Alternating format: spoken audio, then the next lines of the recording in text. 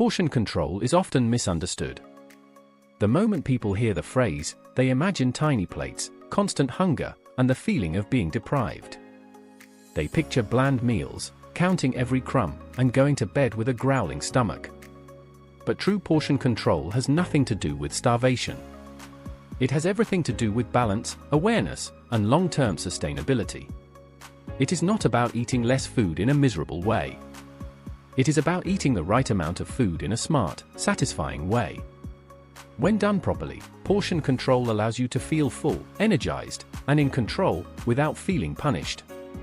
The biggest mistake people make when trying to lose weight or improve their health is drastically cutting calories. They skip meals, remove entire food groups, and rely on extreme restrictions. At first, this may produce quick results. The scale might drop. Clothes may feel looser. But the body is intelligent. When you consistently underfeed it, it shifts into survival mode. Metabolism slows down. Energy drops. Cravings intensify. Hormones that control hunger increase. Eventually, the willpower that once felt strong begins to crack. That is when binge eating often happens. This cycle of restriction and overeating is exhausting, both physically and emotionally. Portion control, when done correctly, breaks that cycle. The foundation of portion control is understanding that your body needs fuel. Food is not the enemy. Carbohydrates are not the enemy. Fats are not the enemy. Even occasional treats are not the enemy. The problem is not the existence of food. The problem is the excess of it over time. Modern portions have grown dramatically compared to decades ago. Restaurant servings are often double or triple what the body actually needs in one sitting. Packaged foods are designed to be eaten quickly and mindlessly. Large plates make small amounts of food look inadequate, encouraging you to serve more. Without realizing it, people begin to normalize oversized portions. To practice portion control without starving yourself, you must first reconnect with your hunger signals. Hunger exists on a spectrum. There is mild hunger, which feels like a gentle reminder to eat. There is moderate hunger, where your stomach begins to growl and concentration becomes harder. Then there is extreme hunger, where you feel shaky, irritable, and desperate for food. Waiting until extreme hunger almost guarantees overeating. When you are overly hungry, your body prioritizes speed and quantity, not mindfulness. The key is to eat when you are moderately hungry, not when you are desperate. Satiety, or fullness, also exists on a spectrum. There is comfortable fullness, where you feel satisfied and energized. There is stuffed fullness, where movement feels uncomfortable and you regret the extra bites. Many people have forgotten what comfortable fullness feels like because they often eat past it. Portion control is about stopping at comfortable fullness, not about stopping while still hungry. If you regularly end meals feeling painfully full, that is a sign that portions may be too large. One of the simplest strategies for portion control is using the plate method. Imagine your plate divided into sections. Half of the plate should be filled with vegetables, leafy greens, broccoli, carrots, peppers, or any colorful produce you enjoy. Vegetables are high in fiber and water, which add volume without excessive calories. 1/4 of the plate should contain lean protein such as chicken, fish, tofu, eggs, or beans. Protein helps maintain muscle and increases satiety, keeping you full longer. The remaining quarter should contain complex carbohydrates like brown rice, quinoa, whole grain pasta, or potatoes.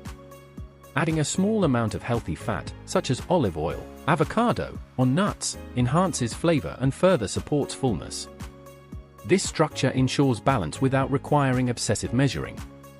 Protein plays a particularly important role in preventing hunger. When meals lack sufficient protein, you may feel hungry soon after eating. This can lead to frequent snacking or overeating later in the day. Including a solid source of protein at each meal stabilizes blood sugar and reduces cravings. Fiber works similarly. Foods rich in fiber slow digestion, helping you feel satisfied longer. Fruits, vegetables, whole grains, and legumes are excellent fiber sources. When protein and fiber are combined, meals become naturally portion controlled because they keep you full.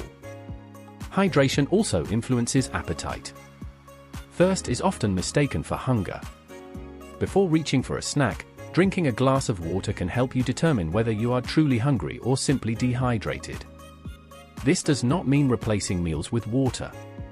It simply means ensuring that your body's signals are clear. Staying hydrated supports digestion, metabolism, and overall well-being. Mindful eating is another powerful tool.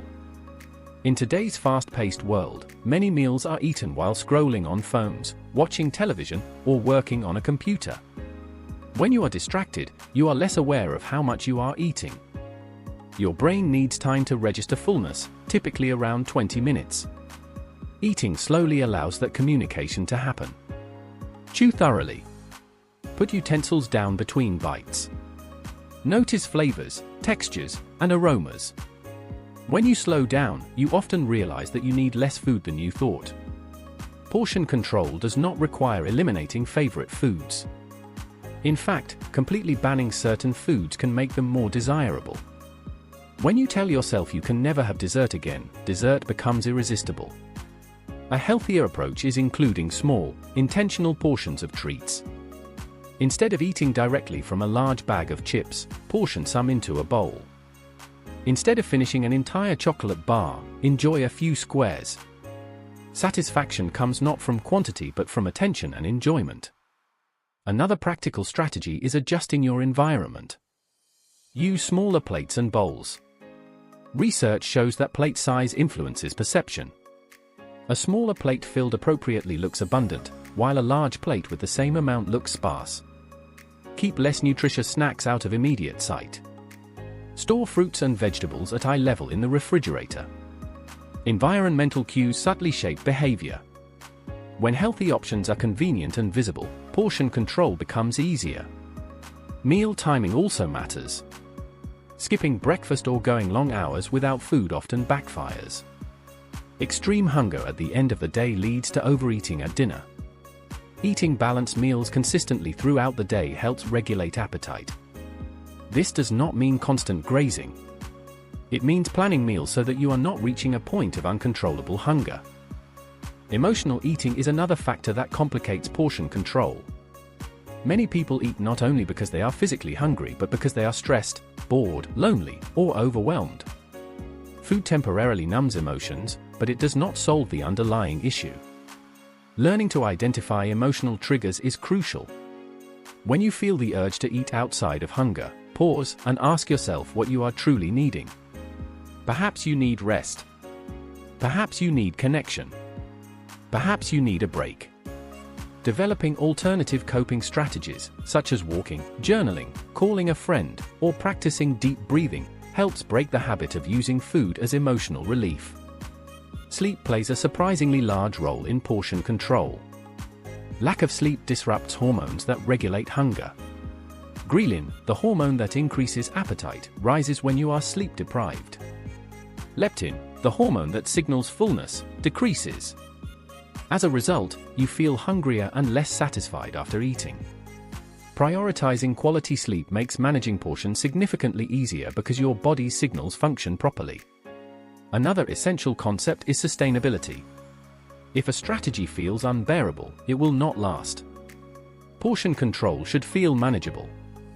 You should not constantly think about food or feel anxious around meals. The goal is to create a lifestyle that supports your health long term. That means allowing flexibility. There will be celebrations, holidays, and special occasions. Enjoy them without guilt. One larger meal does not erase progress. Consistency over time matters more than perfection in a single moment. It is also important to separate identity from eating behavior. Eating a large portion does not make you bad. Food choices do not determine your worth. Guilt often leads to an all-or-nothing mindset. You may think, I already overate, so I might as well keep going. Instead, practice self-compassion. If you eat more than intended, acknowledge it calmly and return to balanced eating at the next meal. No punishment is necessary. Tracking intake can be helpful for some people, especially at the beginning, because it builds awareness. However, tracking should be used as a tool, not a prison. If it becomes obsessive or stressful, it may do more harm than good. The ultimate goal is intuitive understanding of appropriate portions without needing constant measurement. Strength training and physical activity also support portion control indirectly. Building muscle increases metabolic rate, meaning your body uses energy more efficiently. Exercise also improves mood and reduces stress, decreasing emotional eating. However, exercise should not be used as punishment for eating. It should be seen as a way to strengthen and energize your body. Cultural and social factors influence portions as well. In many gatherings, large servings are associated with generosity and hospitality. It can feel uncomfortable to decline extra food. Learning polite ways to say no, such as expressing appreciation and explaining that you are full, helps maintain boundaries. Remember that you are responsible for your body, even in social settings. Planning ahead is another powerful strategy. When you know you will be eating out, consider reviewing the menu in advance. Decide what you want before arriving, so you are not influenced by hunger-driven impulse choices.